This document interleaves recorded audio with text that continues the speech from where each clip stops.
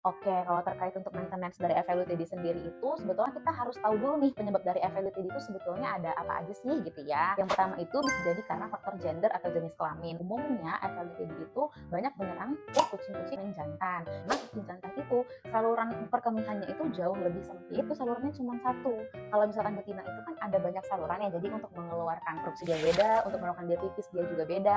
Nah, kalau misalkan pada jantan itu tuh hanya dari penis saja. Nah, faktor selanjutnya itu bisa jadi juga karena faktor pakan dan juga kurangnya porsi minum. Ya, kalau misalkan dia pakan itu tuh karena kandungan gizi yang tidak seimbang. Contohnya misalkan kayak protein dan mineral jauh lebih tinggi sehingga menyebabkan pembentukan batu-batu ataupun kristal-kristal urin tuh jauh lebih cepat. Faktor selanjutnya adalah faktor overweight ataupun berat badan. Kenapa? Karena lemak perut yang cukup tebal gitu ya dapat menyebabkan penyempitan ataupun saluran perkemihannya itu terhimpit gitu ya. Itulah kenapa jadi susah keluar pipisnya lewat penis. Satu lagi yang terakhir adalah jangan lupakan kalau misalkan kucing kita itu mempunyai bad habit seperti suka menahan pipis. Jadi misal dia biasanya di kandang ada nih litter boxnya tersedia gitu ya.